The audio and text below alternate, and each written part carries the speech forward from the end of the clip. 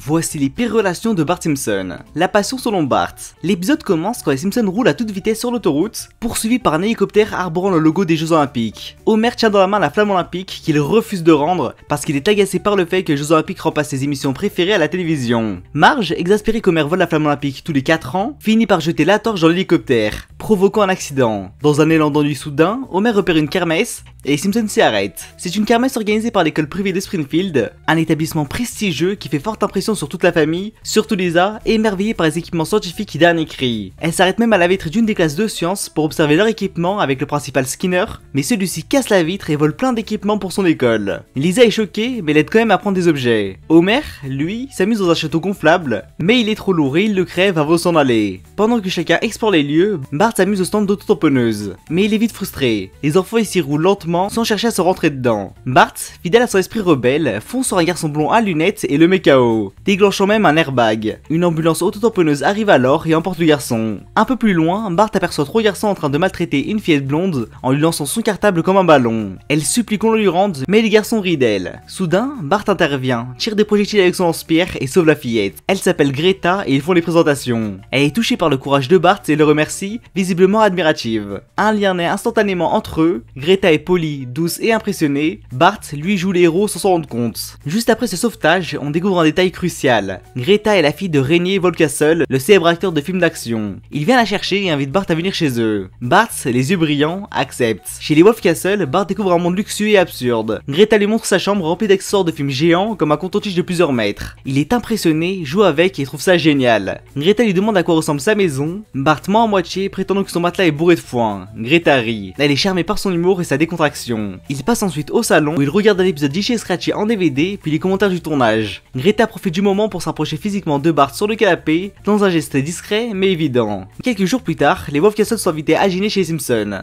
Greta, toujours sous le charme, continue de se rapprocher de Bart. Sous la table, elle lui prend la main, lui sourit, cherche le contact, mais Bart, toujours à côté de la plaque, pense qu'elle veut jouer à la guerre des pouces. Il transforme ce moment romantique en jeu, Greta joue avec lui, mais son sourire trahit une certaine gêne. Bart est totalement inconscient de ce que Greta ressent. Il croit qu'il est juste en train de passer un bon moment avec une pote, alors qu'elle est amoureuse. Ce déséquilibre devient plus flagrant encore quand Bart retourne chez elle, mais cette fois, il amène Milouz. Greta est déçue. Milouz, comme toujours, est maladroit, bruyant et totalement envahissant. Il se met à plonger dans la piscine en criant, exhibant son maillot de bain en public. Greta ne lâche pas l'affaire. Lors d'un match de basket, elle invite Bart à venir au bal de son école. C'est sa manière de rendre leur relation plus officielle, plus sérieuse. Bart dit oui, mais le lendemain à l'école, il apprend que Skinner va faire du stand-up et qu'il veut garder ça secret, mais il demande à Willy d'aller le voir sur scène et lui décrit comment y aller. Bart écoute en secret leur conversation et il hésite en pensant à sa promesse avec Greta, mais décide de ne pas tenir sa promesse. Il ment à Greta, prétendant être malade et se moque de Skinner avec Milouz dans un coin de la salle. Le lendemain soir, Lisa confronte Bart. Elle lui dit que Greta est amoureuse et qu'il n'a rien vu. Bart nie au début, mais se souvient alors de tous les moments passés ensemble, sa main sur la sienne, les sourires, la partie de Scrabble où elle avait écrit amour, alors qu'il écrivait évident. C'est là que la prise de conscience commence. Mais Bart aime Greta en tant qu'amie, donc il décide de la larguer proprement, il l'emmène au glacier et lui annonce qu'il veut rompre. Greta éclate en larmes et ne comprend pas pourquoi il la quitte. Le serveur commente même que c'est monnaie courante ici, et on voit alors le chef Lugum pleurer aussi, car Lou veut quitter la brigade. Quelques jours plus tard, Bart revient chez Greta pour s'excuser. Mais surprise, Milouz est déjà là. Et pas qu'en visite, il est officiellement le nouveau petit ami de Greta. Greta elle-même le confirme, même si elle semble peu enthousiaste. Bart est choqué, humilié, Milouz fanfaronne, sort même un dessin de lui en train d'embrasser Greta, même si elle précise qu'en réalité, il l'embrassait sur le front. Bart est dégoûté. Il rentre chez lui, le cœur brisé. Il se lamente en se demandant pourquoi il a paqué cette fille. Lisa lui explique qu'il ne veut pas être en couple avec Greta, mais qu'il veut la récupérer car il est jaloux qu'elle soit en couple avec Milouz, et pour illustrer son exemple, elle prend un ballon qui se trouve à côté de Maggie qu'elle ignorait. Maggie va alors jouer avec le ballon, mais Bart n'écoute rien et veut aussi jouer avec le ballon. Il tente un dernier appel à Greta. Elle est là avec Milouz mais ne veut plus lui parler. Elle lui annonce que c'est trop tard et qu'elle part à Toronto avec son père. Bart panique, il faut la retrouver. Il persuade toute la famille de l'accompagner au Canada. Une fois à Toronto, Bart retrouve Greta sur le plateau de tournage d'un film de son père. Il veut lui parler, mais Milouz l'en empêche. Il se rend compte que Greta l'utilise pour le rendre jaloux, mais son psy lui a dit que c'est ce qu'il mérite de mieux. Une bagarre éclate entre les deux garçons et des boules en direct sur un plateau de curling. Ils glissent sur la glace, se battent devant les caméras, jusqu'à ce qu'ils finissent devant Greta. Bart, essoufflé, lui fait sa déclaration. Greta, sans une hésitation, dit non. Et c'est là que l'ironie ultime se produit, elle quitte aussi Milouz. Elle dit qu'elle veut rester célibataire et aider son père à coproduire ses films. Les aléas de l'amour. L'épisode commence quand Bart parle avec les brutes de l'école. Les brutes le défient de mettre une chenille dans le dos d'une fille de l'école. Bart accepte et met la chenille dans le dos d'une fille assise sur un banc en train de lire un livre. Elle se retourne retourne et demande qui a fait ça, et Bart découvre que c'est Mary Spuckler, une fille avec qui il avait été en couple mais qui était partie faire carrière à Hollywood. Sa carrière à Hollywood s'est avérée bien moins glamour qu'espéré, elle n'a été que mannequin main, elle n'a jamais vraiment percé. Après l'échec de son rêve d'actrice, elle est retournée vivre chez Spuckler.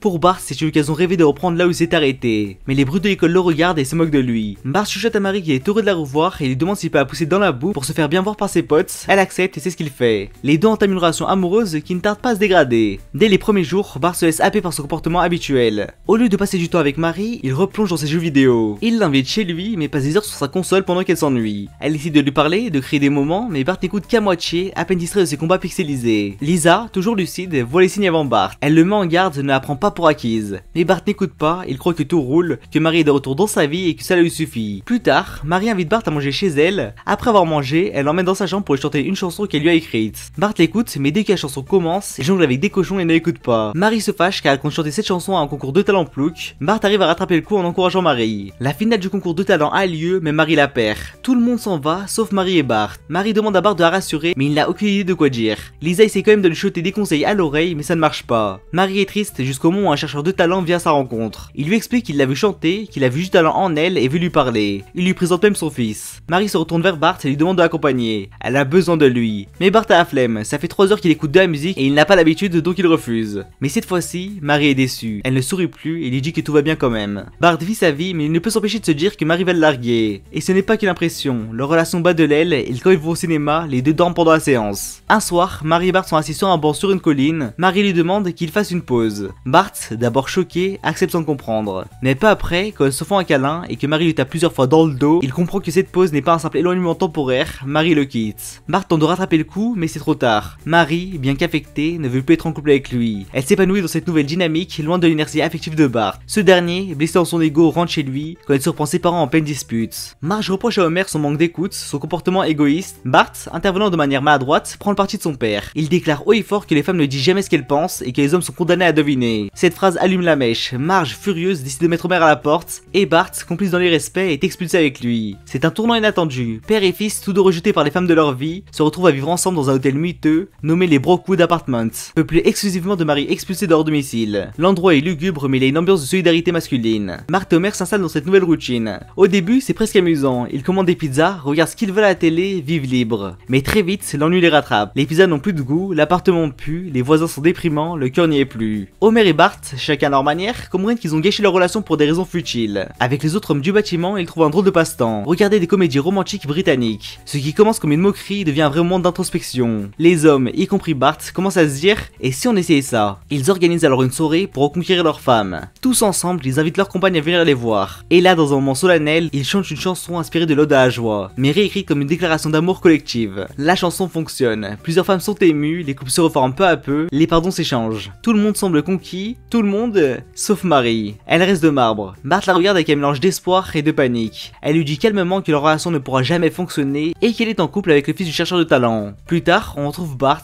seul, sur son ordinateur. Il tombe sur le profil de Mary sur un réseau social, son statut change soudainement et passe de marié à célibataire. Bart, interloqué, regarde l'écran en souriant, il clique sur envoyer un message et il écrit juste 3 mots, tu me manques. Fugue pour menottes à 4 mains. L'épisode commence quand la famille Simpson visite le magasin Cossington, un grand magasin chic de Springfield. Alors que chacun se disperse dans les rayons, Bart, fidèle à lui-même, s'ennuie et cherche à moins de semer le chaos. Il tombe sur un lecteur de code barre utilisé pour les listes de mariage et découvre qu'il peut s'en servir pour créer une fausse cérémonie. Saisissant l'occasion, il s'invente une fiancée nommée Elena d'époux et commence à scanner des objets de valeur pour les ajouter à une liste de mariage bidon. Très vite, il va plus loin. Il envoie des fausses invitations de mariage à toute la ville. Bart et Milouz, fiers d'eux, célèbrent cette arnaque en imaginant déjà tous les cadeaux qu'ils vont encaisser et revendre. Le jour du faux mariage arrive, Bart installe un chapiteau dans le parc municipal et détourne une foire à l'emploi pour installer une grande table de réception avec une pancarte « Mariage Simpson d'époux. Déposez vos cadeaux ici ». Les invités affluent, déposent leurs cadeaux et entrent dans le chapiteau. Bart, une fois tous les donateurs piégés à l'intérieur, referme la tente et s'enfuit avec la table montée sur des skateboards remplis de cadeaux. Mais sa victoire est de courte durée. Le chef Wiggum l'arrête sur le champ, menotte à l'appui. Bart tente d'acheter le silence du policier avec un cadeau, mais ça ne fonctionne pas. Cette fois, il est allé trop loin. Lors du procès, le juge présente le casier de Bart comme énorme, bien que le dossier physique soit minuscule.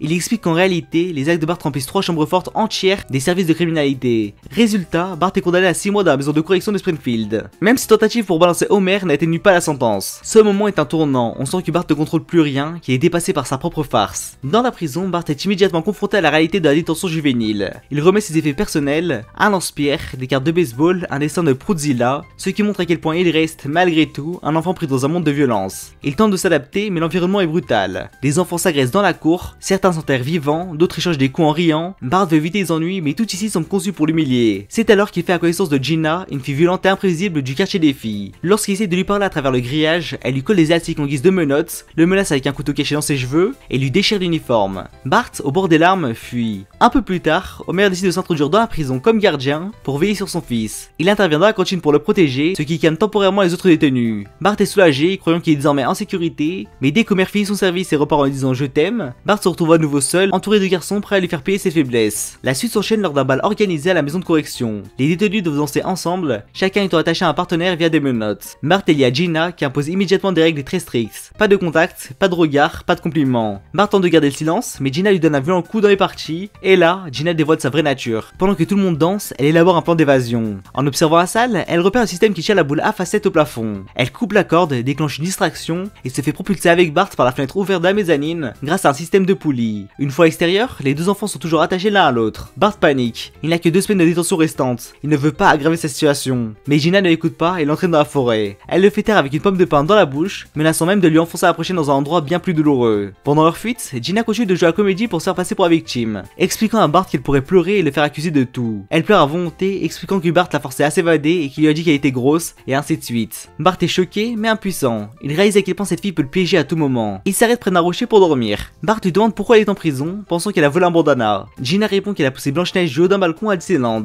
Elle montre une coupure de journal en guise de preuve. Bart est fasciné, mais terrifié. Plus tard, il trouve un atelier de forgerons dans la forêt pour retirer leurs menottes. Lorsqu'ils arrivent, la file d'attente est absurde. On y voit des duos improbables comme un soldat et Hippie. Après avoir été libérés de leurs menottes par un forgeron au cœur de la forêt, Bart et Gina se retrouvent enfin séparés physiquement, mais pas émotionnellement. Juste après leur libération, Gina embrasse Bart spontanément. Bart, pris de court, tente un brin d'humour maladroit en lui demandant s'il pourra habiter chez elle quand sa mère lui demandera de ranger sa chambre. Réaction immédiate, Gina lui envoie un coup de poing en pleine figure. Le forgeron, témoin de ses dernières interactions, résume la situation avec une sagesse désabusée, croisant la parole d'un forgeron, t'auras que des ennuis avec elle. En sortant de l'atelier, Bart décide de passer à autre chose. Il bougonne dans la forêt, se convainc que Gina est cinglée, qu'elle lui plaît, puis non, puis si. Il l'insulte intérieurement avant de se raviser de vouloir la regarder une dernière fois, juste pour se prouver à lui-même qu'elle n'était pas si jolie. Bart retrouve Gina assise sur un tronc d'arbre, elle pleure. D'abord, il croit naïvement qu'elle est triste de devoir quitter sa super famille qui allait forcément la cacher. Il essaie de l'encourager, de la consoler, mais elle continue de pleurer sans lui répondre. Et puis, enfin, la vérité tombe. Gina n'a pas de famille, aucune. L'instant d'après, ils se battent de nouveau, se jettent des insultes, fils à papa, futur boudin, chouchou de sa maman, et finissent par rouler dans l'herbe jusqu'à toucher le chef Hugom.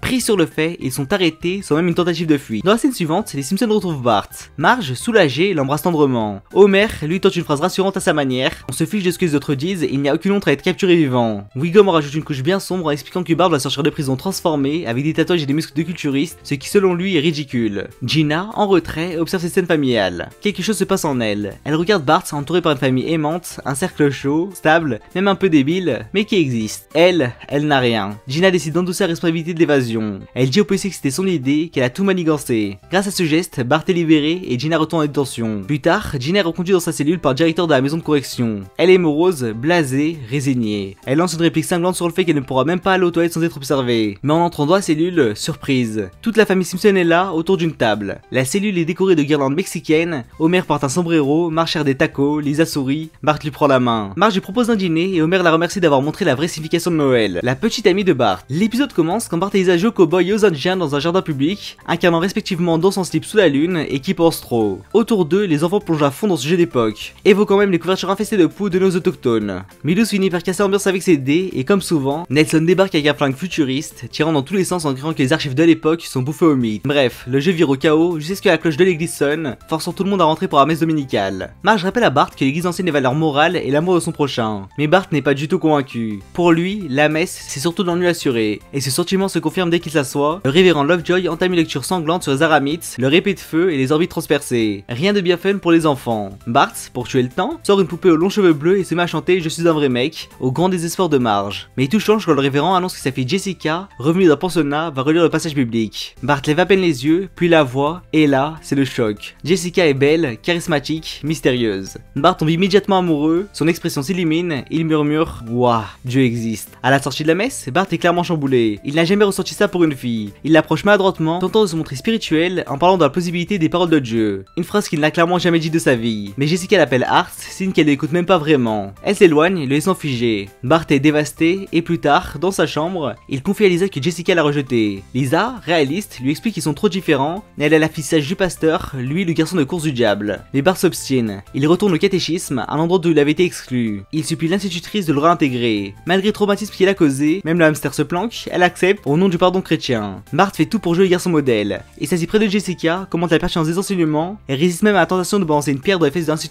avec la fronde de David. Mais Jessica reste froide, distante. Elle tourne même sa chaise pour lui faire dos. Ce rejet commence à fissurer les efforts de Bart, et à la sortie du cours, il explose. Il a tenté de jouer gentil, mais ça ne marche pas. Pour se défouler, il piège Woody en accrochant des ballons à son kilt pendant qu'il joue de la cornemuse. L'humiliation publique qui s'ensuit est énorme. Skinner surgit, accompagné d'une brigade camouflée. Il annonce à Bart qu'il vient de tomber dans le piège d'un faux événement créé pour le piéger. Résultat, 3 mois de colle. C'est là que Jessica réapparaît. Elle a tout vu et exprime son soutien. Elle trouve ça injuste et surprise, l'invite à dîner chez elle. Chez Simpson, Homer se met à chanter de manière dramatique, évoquant la fin de l'enfance, les joujoux et les bonbons. Il croit que son fils vit un tournant décisif, sauf qu'il n'a pas tout à fait tort, car Bart va vivre un dîner qui va tout bouleverser. Chez les Lovejoy, l'ambiance est très tendue. Bart essaie de faire bonne figure, mais il est incapable de répondre à la simple multiplication. Il dérape, fait une blague de mauvais goût et raconte une histoire salace. Le pasteur le jette dehors, Jessica le rejoint, le traite de mauvais garçon, mais précise aussitôt que ça lui plaît. Ils sortent ensemble en douce la nuit, s'attardent volontairement sous un panneau défense de s'attarder, mangent de la glace devant des personnes au régime, et finissent par recourir à la statue de J.B.J. Springfield de papier toilette. Bart est émerveillé par Jessica, il la trouve habile, drôle, audacieuse. Elle devient à ses yeux la partenaire idéale de ses bêtises. Le lendemain, à l'école, Bart doit prouver à Milhouse qu'il sort bien avec Jessica. Mais devant les autres, Jessica fait semblant de ne pas le connaître. Elle laisse Nelson frapper Bart pour l'avoir diffamé, alors qu'elle sait très bien qu'il dit la vérité. Bart est blessé physiquement et moralement. Mais Jessica se montre à nouveau séductrice, l'embrasse et l'embarque pour faire du skateboard. Sur la colline, Jessica pousse Bart dans une descente vertigineuse. Il tente de garder contrôle, mais finit recouvert de colle après une série de chutes d'un cartoon. Et pendant qu'il lutte pour s'en sortir, Jessica rit. Plus tard, dans la cuisine, Marge s'inquiète de l'état de Bart, mais Homer croit juste qu'il a changé de lunettes. Ils ne comprennent pas à quel point leur fils est bouleversé. Jessica, de son côté, continue d'entrer dans ses bêtises. Elle déclenche l'arme incendie en lui passant la main dessus. Encore une fois, c'est elle qui agit, mais Bart qui prend les risques. On sent qu'avant c'est totalement déséquilibré, et que Jessica est passée maître dans l'art de manipuler sans se faire attraper. Lisa, plus lucide, tente d'ouvrir les yeux de Bart. Elle lui conseille de la quitter, mais Bart, lui, imagine déjà leur futur. Supporter Jessica pendant 7 ans, se marier, avoir un enfant, et espérer qu'elle change. Mais Lisa l'aide à y voir clair, et il décide de rompre. Malheureusement, c'est plus facile à dire qu'à faire. Le lendemain, il se prépare psychologiquement à ne plus avoir pendant 3 mois. Il barre des jours sans un calendrier, motivé. Mais Marge rappelle qu'ils doivent aller à l'église et que Jessica y sera. À l'église, Bart tente de rester fort, mais il croit entendre la voix de Jessica dans un chant céleste. En réalité, c'est Ed Flanders qui chante. Il est totalement perdu, Jessica lui parle, il tente de rester distant, mais finit par lui dire qu'il devra arrêter de se voir car elle l'entraîne trop loin. Il veut juste être un petit voyou, pas un criminel. Jessica semble d'accord, puis vole l'argent de la quête sous ses yeux. Bart est choqué. Il la voit cacher l'argent dans son sac et elle lui lâche froidement « Tu as perdu ta part ». Puis elle lui laisse la corbeille vide. Et là, tout bascule. Ellen Lovejoy découvre la corbeille vide, accuse Bart et toute l'assemblée se retourne contre lui. Moquerie, il a avoué alors que Bart avait juste expliqué. Pris de panique, il saute par la fenêtre. L'église entière est convaincue de sa culpabilité, Jessica, elle, reste impassible. Mais après avoir été injustement accusé d'avoir volé l'argent de la quête à l'église, Bart rentre à la maison sous le choc. Il a beau clamer son innocence, les regards sont lourds de soupçons, y compris ceux de son propre père. Marge, fidèle à son instinct maternel, veut croire en lui. Homer, lui, est plus dubitatif. Il met Bart au défi de le regarder dans les yeux et de jurer qu'il n'a pas volé l'argent. Bart soutient son regard et affirme qu'il est innocent, et pourtant, Homer l'accuse aussitôt de mentir. Mais malgré tout, Bart se tait. Il ne la dénonce pas, il sort de la maison, et ce qu'il attend dehors est encore pire. Les habitants de Springfield, toujours prompts à juger, l'insultent dans la rue, petit voyou, escroc. Il décide d'aller parler à Jessica, qui joue tranquillement au majoré dans son jardin, comme si de rien n'était. Il lui dit qu'il aurait pu la dénoncer, mais qu'il ne l'a pas fait. Elle le remercie poliment, comme si elle lui faisait une faveur. Quand Bart suggère qu'elle devrait se dénoncer si elle tient vraiment à lui, elle esquive, puis rétorque que si elle tient à lui, justement, elle ne veut pas se dénoncer. Bart, exaspéré, lui dit qu'elle est jolie, mais pas gentille. Sa réponse: si tu dis la vérité, personne ne te croira. Rappelle-toi, je suis la petite fille modèle du pasteur, et toi, à moins que rien. Il se réfugie alors dans sa cabane dans le jardin, un endroit où il espère fuir le regard accusateur des autres. Mais même là, il n'est pas tranquille. Jasper, le vieux voisin, surgit à la fenêtre pour accuser voleur. Lisa le rejoint, déterminée à ne pas laisser Jessica s'en sortir. Bart, lui, baisse les bras. Lisa, plus combative, décide d'agir. Elle attend le prochain office religieux où Bart est attaché et muselé comme un animal dangereux. Marge s'inquiète, jugeant cela dévalorisant. Mais la messe doit continuer. Lovejoy annonce qu'en raison du vol de la semaine précédente, des précautions ont été prises pour la quête. Lisa monte alors pour faire une lecture, mais il détourne rapidement son discours à une plaidoirie en faveur de son frère. Elle cite la Bible, ne juge pas de crainte qu'on te juge, et appelle le ou la coupable à se dénoncer devant Dieu. Mais évidemment, Jessica ne bouge pas. Finalement, Lisa craque. Elle la dénonce ouvertement. C'est Jessica Lovejoy. Elle affirme que si on fouille sa chambre, on trouvera l'argent. Homer, galvanisé, crie, tous à sa chambre. La scène suivante est une des plus absurdes mais satisfaisantes. Mo soulève le matelas de Jessica avec un cric, et l'argent de la quête est bien là. Skinner s'exclame, voilà l'argent. Mo ajoute, ça sent l'église. Mais Lovejoy, toujours dans le déni, tente une explication délirante. Selon lui, Bart a dépassé sa propre chambre chez eux pour piéger Jessica. Un délire total, il est prêt à croire n'importe quoi pour ne pas voir la vérité. Mais cette fois, Jessica interrompt. Elle avoue, elle pleure, elle dit qu'elle voulait attirer l'attention de son père, que c'était un cri désespéré. Elle commence à énumérer toutes ses bêtises passées, les boules puantes à la messe, les bagarres à la chorale, l'encre dans le bénissier, les toilettes explosées, et là Lovejoy se bouche les oreilles, incapable d'entendre,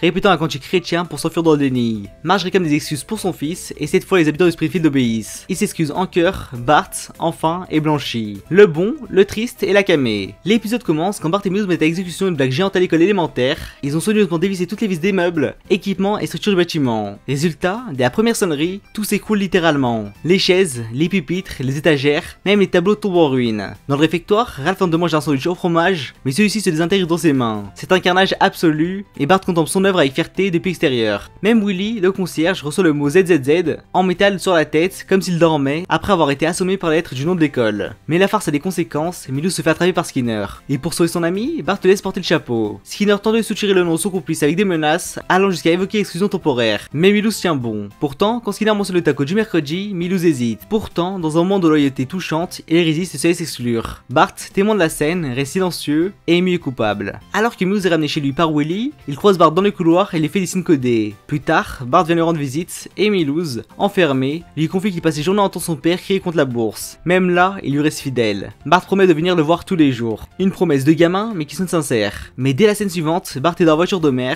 qui l'amène voir son grand-père. Homer, en toute mauvaise foi, déclare être soulagé que Milhouse ait été exclu, le prenant même pour le mystérieux Tiger El Barto. Autrement dit, Bart, encore une fois, laisse Milhouse se débrouiller seul et ne tient pas sa promesse. À la maison de retraite, Bart s'enferme auprès de son grand-père. Mais tout change quand entre une jeune fille prénommée Jenny, une sorte d'ange descendu du ciel avec des cookies dans un panier. Elle est jolie, douce, gentille avec les vieux, elle connaît même les goûts de chacun et leur distribue des biscuits adaptés. Bart est immédiatement charmé. Il essaie alors de lui parler avec son humour habituel, mais Jenny, d'une gentillesse sincère, est d'abord choquée par ses insinuations. Pourtant, elle reste ses maladresses et le charme commence à opérer. Bart rentre à la maison en pleine confusion émotionnelle. Elle le retrouve le lendemain, assis sur les marches de l'école, observant Jenny faire sa prière avant de manger. Un détail intéressant ici, même Nelson, pourtant brute notoire, semble comprendre que cette fille a quelque chose de spécial. Il conseille à Bart de ne pas la laisser filer, allant même jusqu'à lui donner 2 chewing-gums à couler dans ses cheveux, comme une sorte de preuve d'amour tordu. Quand Bart s'approche de Jenny pour lui parler, il tente un compliment maladroit sur la balançoire qu'elle pousse, Jenny est séduite. Et au moment où Nelson pousse Bart à conclure avec une tape sur l'épaule, son move de pré-ado, Bart change de stratégie. Il l'invite à un pique-nique, Jenny accepte. Sauf que dès que Bart annonce à Willy qu'il a une petite amie, le jardinier prétend en avoir une aussi, une mannequin suédoise. Personne n'y croit, bien sûr, jusqu'à ce qu'une vraie mannequin suédoise sorte de sa cabane et l'appelle tendrement. Lors du pique-nique au bord du lac, Jenny questionne Bart sur les bonnes actions qu'il fait dans la vie.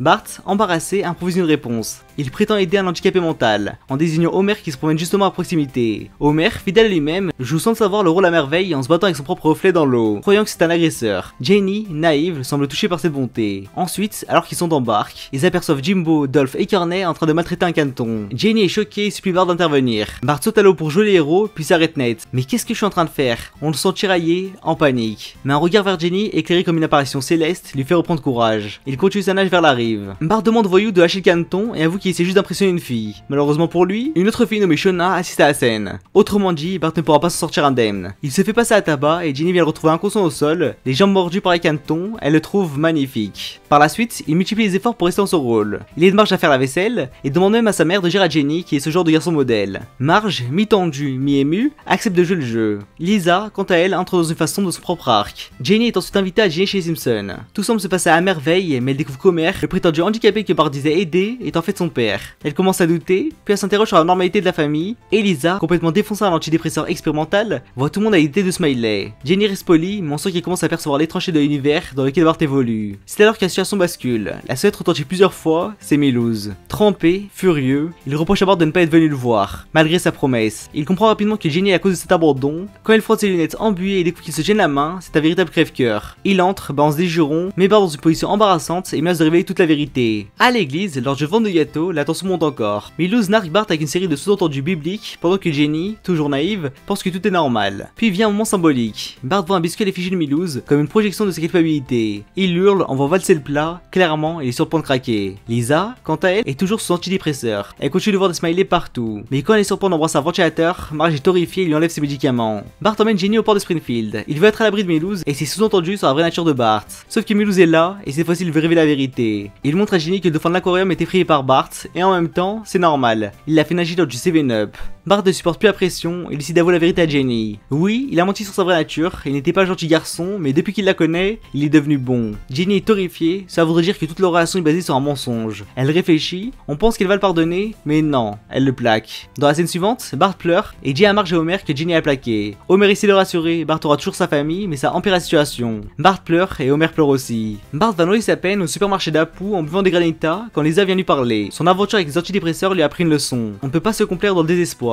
Il faut affronter les choses comme elles sont. Bart décide de régler cette situation, il voit des roses sur le comptoir et les achète. Les roses en main, Bart s'excuse d'avoir rené qui il est réellement. Il ne lui fera plus de peine, sauf qu'il ne parle pas à Jenny, mais à Milouz qui accepte directement ses excuses. Bart ne le trahira plus jamais et lui met enfin la tape dans le dos que Nelson lui a conseillé. Ensemble, ils décident de faire une grosse farce, ils appellent le roi de la glace qui transforme l'école en patinoire et ils font tomber de la neige dans l'école. Si vous aimez la vidéo, n'oubliez pas de mettre un like et de vous abonner pour ne rien rater de mes prochaines vidéos. Baiser volé. L'épisode commence quand Homer fait une surprise à Bart et Lisa, il a acheté un nouveau GPS et il compte bien l'utiliser pour les emmener à l'école. Mais très vite, la situation dégénère. Le GPS leur fait prendre une route en plein milieu de travaux et une poutre traverse même la voiture. Homer arrive quand même à les emmener à l'école, mais en réalité il est lui-même tracté par une dépanneuse. Quand Bart arrive en classe, les élèves font n'importe quoi. Nelson crache dans des livres, un autre fait exploser des pétards dans le taille-crayon et le serpent de la classe est utilisé comme un lasso. Bart apprend que Madame Crabapple est absente temporairement par le proviseur Skinner. Il veut la remplacer, mais ce qui est logique ce ne sera jamais le cas, et qu'il est contraint de fusionner les deux cours élémentaires de la classe. Cela signifie que Bart et ses camarades se retrouvent dans la classe d'Audrey, une autre enseignante stricte. Chaque élève s'assoit à la table d'un autre, comme Hughes qui s'assoit à côté d'un surfeur, ou Nelson à côté d'un élève qui fait tomber immédiatement sa boîte à goûter. Nelson pense qu'il se moque de lui, mais celui-ci est aveugle. Il s'excuse et lui ramasse sa boîte à goûter. Nelson décide de faire de lui son protégé.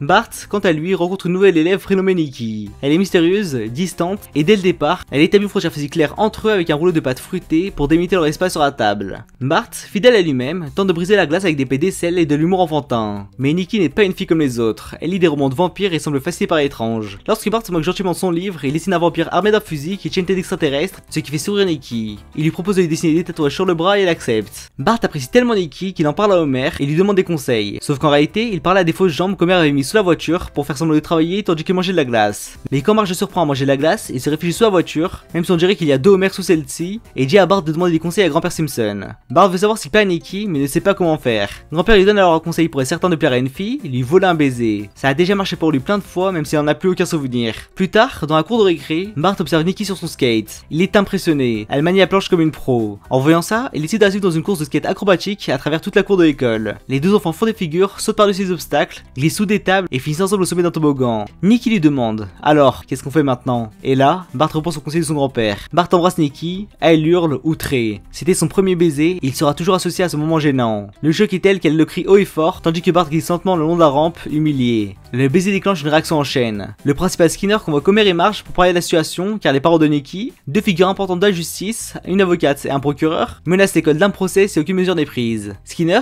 terrorisé, accepte d'instaurer une politique scolaire de zéro affection. Plus de contact physique entre élèves. Toute la dynamique de l'école change. Bart, pendant ce temps, tente de se justifier auprès de ses parents. Il explique que c'est grand-père Simpson qui lui a poussé de voler un baiser. Marge est outrée. Homer est confus, mais tous réalisent que la situation est bien plus grave que ce que Bart pensait. Homer, paniqué, l'emmène voir un film DJ scratché en 3D pour changer les idées, mais même là, Bart reste troublé. Et puis coup de théâtre, Nikki réapparaît dans le casier de Bart. Sans explication, elle l'embrasse à nouveau. Bart, confus, demande ce qu'elle fait. Elle répond naturellement « Je t'embrasse imbécile !» Et lorsqu'il propose d'arrêter, elle lui demande s'il le veut vraiment. Bart, perdu mais conquis, continue de l'embrasser. Plus tard, alors qu'ils sont tous deux assis sur le toit de l'école, Bart, croyant enfin en couple, demande à Nikki si elle est sa copine. Elle s'énerve, l'accuse de vouloir en faire sa chose. Bart s'excuse, elle l'accuse de toujours s'excuser. Il lui demande ce qu'elle veut, elle lui hurle qu'il devrait déjà le savoir. Bart, au bord du nerf, recule et tombe du toit. Bart est inerte au sol, inconscient. Les adultes sont paralysés par la peur d'un procès et interdisent tout contact avec lui. Même les gestes de premier secours sont bloqués par la fameuse règle de pas toucher à l'école. C'est Nikki qui, sur son skate, défie le système, frappe Skinner avec une planche et vient faire du bouche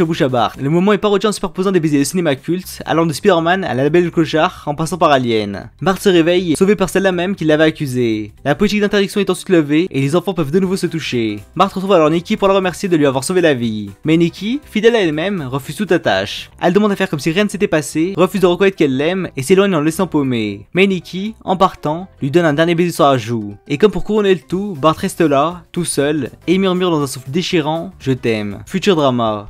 L'épisode commence quand Bart et Lisa, enfants, se chamaillent dans la rue comme à leur habitude. Ils se lancent des pics moqueux sur leur futur partenaire amoureux. Lisa se moque de Bart en le comparant à la folle au chat, tandis que Bart l'associe au vendeur de BD. Une dispute éclate et dans leur bagarre, ils roulent dans une pente jusqu'à tomber dans le sous-sol d'une maison qui se révèle être celle du professeur Frink. Frink, ravi de leur visite, leur propose de jeter un œil dans leur futur à l'aide d'un système basé sur l'astrologie. Malgré les protestations de Bart, Frink lance sa projection d'un avenir situé 8 ans dans le futur. On découvre alors un Springfield futuriste, où les Simpsons vivent dans une maison aux technologies avancées. Lisa est diplômée avec 2 ans d'avance, tandis que Bart est lui aussi diplômé, ce qui semble déjà être un miracle en soi. Marge, fière mais tendue, prend une photo holographique de ses enfants, transformée aussitôt en gâteau. Homer débarque alors sans prévenir, complètement à côté de la plaque, malgré sa séparation avec Marge. Il a visiblement trop bu avec ses amis célibataires, la tension entre Marge et lui est palpable. On apprend qu'Lisa s'apprête à aller au bal avec Milouz, ce qui la dégoûte complètement. Pendant ce temps, Bart, lui, est en couple avec une adolescente nommée Jenda. Elle arrive en skateboard, le salue par un frontal, un choc de front contre front qui sert de marque d'affection. Marge est dubitative devant cette façon de montrer l'amour, mais Bart et Jenda sont visiblement très complices. Ils partent ensemble direction le bal de fin d'année. À l'école, l'ambiance du bal est très Springfieldienne. Nelson est là avec Sherry et Terry, toutes deux enceintes, ce qui laisse entendre une situation complètement tordue. Martin danse avec un robot, Lisa est forcée de danser avec Milouz, devenu ultra musclé mais toujours aussi collant. Plus tard dans la soirée, Bart et Jenda s'équipent du bal dans une limousine. Malheureusement, le chauffeur est Toto, totalement drogué et nu, qui saute d'une falaise en criant qu'il va planer. Bart et Jenda, livrés à eux-mêmes, se retrouvent sur une colline romantique. Allongés sur une couverture, ils commencent à s'embrasser. Bart, visiblement ému, décide de passer un cap supérieur.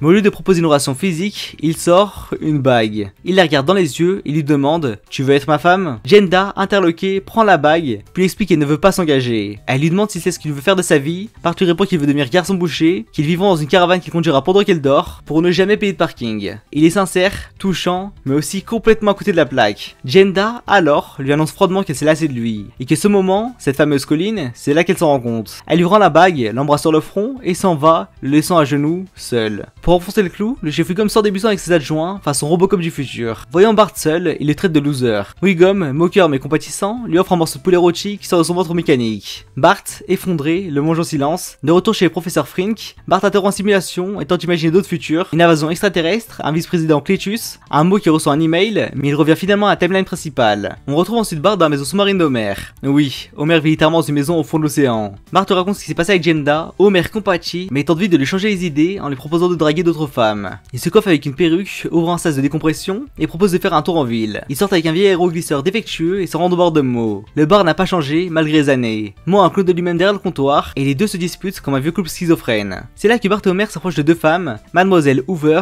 et Edna Krabappel, l'ancienne maîtresse de Bart. Quand Homer présente Edna à Bart, ce dernier est totalement décontenancé. Il la reconnaît immédiatement. Edna, aguicheuse, lui lance une invitation à double sens. Bart refuse poliment et elle admet que lui aussi peut viser mieux. Dans un rare moment de lucidité, Bart regarde sa vieille enseignante et pense à son passé. Il se dit qu'il aurait aimé pouvoir revenir en arrière, se dire à lui-même de ne pas perdre autant de temps, de bosser plus, de mieux vivre sa jeunesse. De retour dans le présent de la simulation, Lisa encourage Bart à ne pas abandonner. Elle lui suggère de trouver un emploi, de montrer à Jenda qu'il peut s'en sortir, qu'il peut changer. Bart, toujours aussi peu motivé, commence par blaguer avec des pédicelles, mais finit par se rendre au magasin d'Apu pour chercher un travail. Il devient leur employé sur les ordres des fils d'Apu. On le voit nettoyer le sol pendant qu'ils enfants volent le dessus de lui avec des jetpacks. Puis, Apu lui donne une mission de livraison dans une zone dangereuse, habitée par des kleptoclams, des sortes de palourdes ailés voleurs. Bart brave le danger et entre dans la maison de Burns pour livrer un colis. Il y trouve Burns, ligoté et bâillonné. Un cambrioleur armé, le serpent, le menace. Mais Bart, malin, parvient à neutraliser et libère Burns. Reconnaissant, Burns lui propose la fameuse bourse Montgomery Burns pour Yale, celle que Lisa devait obtenir. Bart hésite, accepter la bourse et voler son rêve à Lisa. Mais en même temps, c'est peut-être le seul moyen de récupérer Jenda. Bart accepte finalement la bourse Montgomery Burns, ce qui signifie qu'il ira à Yale à la place de Lisa. On retrouve un peu plus tard dans Disney Simpson, où Lisa est justement en train de lire une brochure sur Yale. C'est le moment que choisit Bart pour lui annoncer la nouvelle, c'est lui qui ira à Yale. Lisa explose, elle n'en revient pas. Sa propre université, son rêve depuis toujours, vient de lui être arraché par Bart Simpson. Lisa, folle de rage, se jette sur lui et l'étrangle. L'image passe de Lisa du futur étranglant Bart dans la simulation à Lisa du présent étranglant Bart dans le labo du professeur Frink. On passe alors à la remise des diplômes. Les élèves sont réunis dans le stade de l'école. Homer arrive dans les gradins et découvre Marge assise à côté de Krusty le clown. Ce dernier lui annonce timidement qu'il sort avec Marge. Homer, d'abord surpris, pète un câble et commence à étrangler Krusty. Et pendant ce temps, Mo, son clone et même une araignée à tête de Mo observent la scène, prêt à faire la cour à Marge dès que les deux mâles auront fini s'étriper. Sur scène, Skinner annonce que Lisa Simpson, majeure de promotion, ira à Yale. Mais elle s'approche de lui chuchote quelque chose et Skinner rectifie. Lisa ne va plus à Yale mais fera un stage sur la vente de hot dog.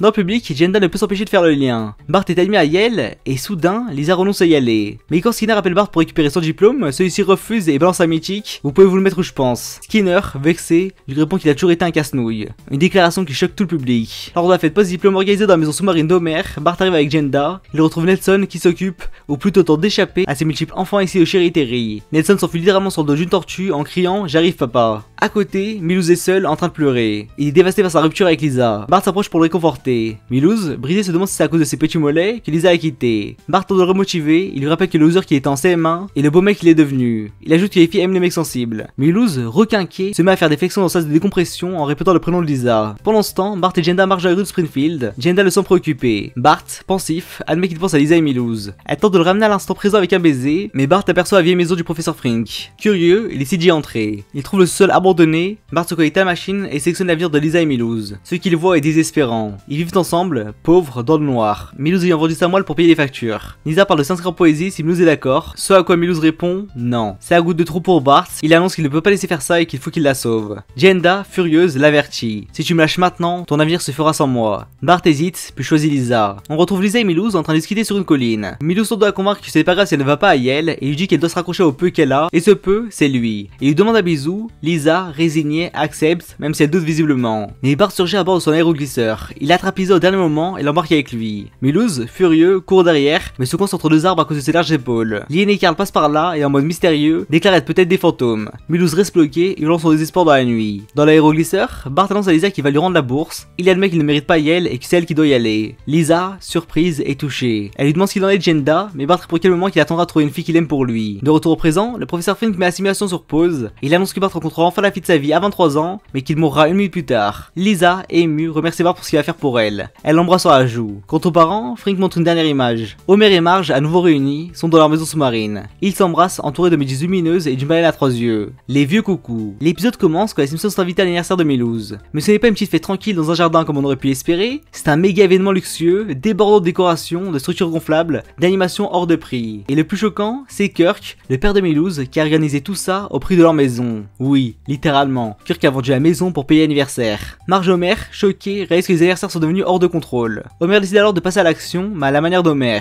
Il se met à saboter tous les anniversaires du quartier. Il détruit les piñatas, ruine les gâteaux, rend les clowns tristes, jusqu'à ce que la coalition des fêtes d'anniversaire de Springfield découvre ses méfaits. En représailles, cette mystérieuse et toute puissante organisation colle une marque noire sur la famille Simpson. Bart, Lisa et Maggie ne pourront plus jamais avoir d'anniversaire. Homer se voit proposer un marché pour lever la malédiction, il doit organiser une fête incroyable pour Rose Flanders. Pas par gentillesse? Non, juste parce que Bart menace de faire du bruit avec des casseroles tous les samedis matin et Homer tient 3 cigarettes matinées. La fête de Rhoda a lieu et c'est justement là que les anciens camarades de l'armée de grand-père Simpson refont surface. Ils sont contents de le retrouver, mais Homer, agacé par le comportement sénile de son père, l'humilie publiquement en le considérant comme inutile et dépassé. Les vétérans décident alors de donner une leçon à Homer sur le respect des anciens. Mais pendant que les adultes règlent leurs histoires de guerre et de rancœur intergénérationnelle, une nouvelle intrigue démarre pour Bart. C'est là qu'il rencontre pour la première fois Annika Van Houten, la cousine néerlandaise de Milouz. Annika représente tout ce que Bart n'a jamais vu chez les filles de son âge. Elle est étrangère, elle parle anglais avec un accent, elle se plaint de tout, y compris de la nourriture américaine, du temps, des gens et même de la température du lait. Bart est immédiatement fasciné. Très vite, Annika demande à Bart de lui acheter des cigarettes électroniques. Et pas qu'une ou deux, elle veut qu'il se fasse livrer une boîte entière. Bart, pour impressionner, accepte sans hésiter. Mais dans l'élan, il commence aussi à vapoter lui-même. Le moment où Marge se surprend en train de fumer une cigarette électronique est assez intense. Bart tente de se défendre en disant que c'est légal dans cet état. Marge est horrifiée, mais Homer, lui, s'en fout royalement. Pour lui, tant que c'est légal, pas de soucis. Mais toujours quand Annika annonce qu'elle retourne bientôt aux Pays-Bas. Bart, bouleversé, se confie à grand-père Simpson. Grand-père Simpson lui raconte son histoire d'amour de jeunesse. Il était pilote dans l'armée, fou amoureux d'une fille nommée Sunny. Pour l'impressionner, il a volé un avion, franchi le mur du son et est monté dans l'espace, détruisant au passage l'appareil. Un pur acte de folie romantique pour une fille qui s'avère être Mona Simpson, la future mère d'Homer. Grand-père Simpson conclut, quand t'aimes une fille, il faut faire un geste grandiose. Bart le prend en mot. Il décide de se précipiter à l'aéroport pour retrouver Annika avant son vol. La scène de course est frénétique. Bart traverse la ville, fonce vers l'aéroport, s'infiltre jusqu'à la zone d'embarquement et arrive juste à temps. Il se plante devant Annika et là, tout le monde s'attend à une déclaration d'amour. Mais non. Bart regarde Annika et lui dit en face, en fait, je t'ai jamais aimé, t'as fait que de te plaindre de tout le temps. Mais il ne s'arrête pas là. Il balance son sac rempli de cigarettes électroniques criant haut et fort qu'il ne veut plus de cette merde. Une foule de passants se ruait alors sur les paquets comme s'il avait lancé des billets de banque. Annika, furieuse, insulte Bart en néerlandais, incompréhensible pour lui mais clairement hostile. Elle part furieuse tandis que Bart reste stoïque. Milouz, qui a assisté à toute la scène, s'approche alors et lui dit « Si tu veux, j'ai d'autres cousines ». Bart, exaspéré, lui répond qu'il va éviter les Van Houten pour un bon moment. Milouz, lui, imagine déjà épouser une cousine pour renforcer les liens familiaux, évidemment. En parallèle, grand-père Simpson et Homer, forcés de se réconcilier par les anciens soldats, vivent leur propre moment de tendresse, armés d'un fusil pointé sur Homer pour obliger à faire un câlin à son père. Et en guise de dernière note ironique, Homer cuisine un steak pour grand-père Simpson, qui ne cesse de se plaindre. Lassé, Homer transforme le steak en vapeur pour cigarette électronique, grand-père Simpson l'inhale et déclare que c'est le meilleur steak qu'il ait jamais respiré, la plus belle du quartier. L'épisode commence quand la famille Simpson apprend que leurs voisins, les Winfield, s'apprêtent à déménager. Homer, fidèle à lui-même, se montre peu coopératif. Il refuse de porter un pantalon en passant devant les fenêtres, de jeter ses citrouilles d'Halloween et de couvrir ses poubelles, ce qui attire un élan dans le jardin. Avec Lisa, Bart pénètre dans la maison désormais vide des Winfield en passant par le soupirail. La cave est sombre, poussiéreuse et propice à quelques frayeurs. Bart en profite pour effrayer Lisa avec une vieille chaussette qui l'anime comme une marionnette effrayante. Alors que Bart s'amuse, une main se pose soudainement sur ses épaules et il hurle de peur avant de se retrouver nez à nez avec Laura, une adolescente belle, cool et complètement à l'aise. Son apparition est marquante, elle s'impose immédiatement comme une figure charismatique et pour Bart c'est le coup de foudre. Très vite, Bart commence à passer du temps avec Laura. Elle est drôle, moqueuse sans être méchante et prend plaisir à le taquiner. Lorsqu'il lui fait une blague enfantine, elle enchaîne en lui tournant le doigt dans l'oreille en mode tire-bouchon. Quand de brutes comme Kern et Adolf s'approchent, elle les remballe avec humour, les laissant pantois. Laura n'a pas besoin de Bart pour se défendre, mais elle accepte quand même de passer du temps avec lui. C'est là que Bart tombe amoureuse pour de bon. Dans une scène qui en dit long, Lisa lui lit l'avenir dans sa main, elle lui promet richesse, manoir et même une piscine, en lui crachant dans la main pour symboliser l'eau. Bart, trop fasciné, décide de ne plus jamais se laver cette main. Quelques jours plus tard, sa main est devenue crasseuse, collante et probablement radioactive. Lisa le supplie de la laver, mais Bart refuse obstinément, prétendant que sa main le contrôle. On sent à quel point il est obsédé par Laura. Même quand Marge cherche une babysitter, Bart saute sur l'occasion, pourquoi pas Laura. Il prend un bain, met une robe de chambre, une pipe à bulles à la main, tout ça pour faire bonne impression quand Laura arrive chez lui pour garder les enfants. Et quand elle lui apprend à danser en posant ses mains sur ses hanches, Bart part dans une rêverie en noir et blanc, dansant avec elle comme dans un vieux film, jusqu'à ce qu'elle en profite pour lui remonter son slip en mode blague, ce qui ramène Bart brutalement à la réalité. Mais il ne l'abandonne pas. On le voit ensuite passer du temps avec elle dans le magasin d'Apu, à jouer à un jeu vidéo où il faut s'échapper du couloir de la mort. Il est totalement dans la complicité, il rit avec elle, il la regarde avec admiration. Apu remarque d'ailleurs à quel point Bart est amoureux et le taquine. Alors, Bart cherche des conseils sur les femmes. Il va d'abord voir son grand-père qui lui raconte une histoire absurde avec une femme de 120 ans. Puis il tente sa chance avec Homer, mais ce dernier, en beau Homer, dérape totalement. Pour lui, une femme c'est comme une bière. Bart cherche de l'aide et ne trouve que des modèles masculins complètement paumés. Plus tard, Bart est dans son lit, déprimé, quand Laura lui donne rendez-vous dans sa cabane dans l'arbre. Il croit que c'est un rendez-vous romantique, il y va le cœur battant, probablement déjà en train d'imaginer son premier baiser. Mais ce qu'il découvre est tout autre. Laura est venue lui confier un secret, elle a un petit ami. Et pas n'importe lequel, Jimbo Jones, le pire royaux de l'école. C'est comme si Bart s'était pris un train en pleine figure, il hallucine. Elle, avec Jimbo, lui, le mec qui le plongeait dans les toilettes. Bart est choqué, il ne comprend pas. Comment elle peut s'intéresser à ce type?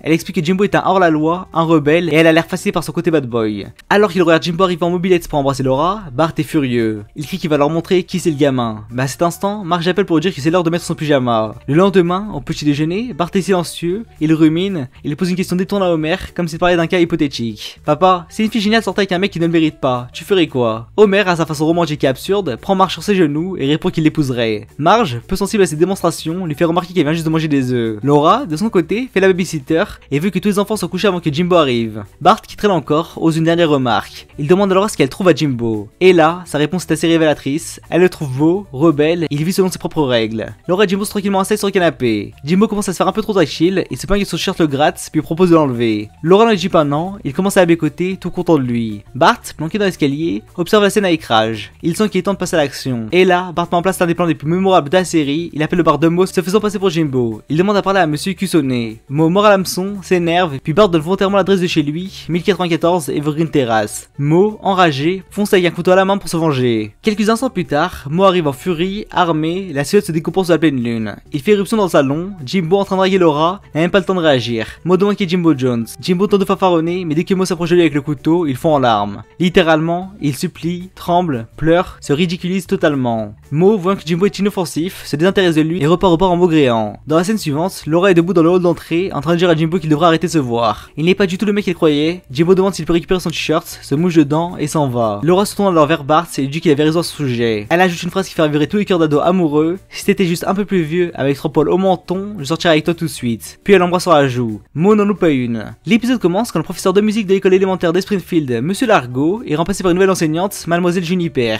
Une femme moderne, dynamique, sportive, pleine de fraîcheur et qui semble immédiatement plaire à tout le monde, sauf à Monsieur Largo, évidemment. La surprise est grande quand on comprend que cette remplaçante ne fait pas qu'enseigner. Elle bouscule les habitudes, elle séduit par sa modernité et surtout, elle laisse pas le principal Skinner indifférent. Très rapidement, Skinner tombe éperdument amoureux de Juniper. Il est fasciné par son assurance, sa prestance et sa manière directe de gérer ses élèves. On sent dès le départ que Skinner est dépassé. Lui qui est rigide, maladroit et un peu vieux jeu, est clairement hors de sa zone de confort. Mais il est déterminé à tenter sa chance, malgré son incompétence notoire en matière de séduction. Skinner a une idée aussi bancale que typique de lui, demander de l'aide à Bart. Skinner expose donc son plan. Juniper a une fille, Melody, qui est dans la même tranche d'âge que Bart. Il propose à Bart de sortir avec Melody. Bart, au début, n'en voit pas intérêt, mais Skinner lui promet certains avantages scolaires, évidemment. Bart, fidèle à lui-même, accepte, plus par curiosité et opportunisme que par véritable intérêt pour Melody. C'est là que la relation entre Bart et Melody commence. Bart joue le rôle du petit copain parfait. Il est attentionné, il propose des sorties, il rigole à ses blagues, mais en réalité, il joue un rôle. Melody, elle, s'attache. Elle est sincère, elle trouve Bart drôle, gentil, cool. Elle aime passer du temps avec lui, elle s'ouvre à lui. Et Bart, qui n'est pourtant pas cruel de nature, commence à se sentir mal à l'aise. Mais très vite, Bart craque. La comédie devient pesante, il ne peut plus continuer à faire semblant. D'autant que Melody commence à être plus démonstrative, voire même un peu envahissante. Il décide donc de rompre, mais bien sûr, il ne le fait pas délicatement. Il le fait à la Bart, brutalement, sans prendre de pincettes, en lançant à Melody qui n'a jamais été vraiment intéressée. Melody est dévastée, elle fond en larmes, hurle, s'effondre. Bart, face à cette réaction, semble choqué lui-même. De son côté, Juniper décide alors de quitter la ville avec Melody. Elle démissionne de son poste de prof de musique et annonce un départ imminent. Mais avant de partir, elle propose quelque chose d'encore plus fou. Elle demande à Skinner s'il veut les suivre. Une sorte de fuite à trois où Skinner abandonnerait tout pour vivre avec Juniper et Melody ailleurs. Finalement, Skinner accepte. Il quitte Springfield dans l'espoir de démarrer une nouvelle vie avec Juniper et Melody. L'épisode avance de quelques mois et c'est Bart qui révèle ce qui s'est passé. Skinner est parti avec elle, mais au bout de 3 mois, il est revenu, la queue entre les jambes. Et si vous voulez voir un autre épisode, vous pouvez cliquer juste ici.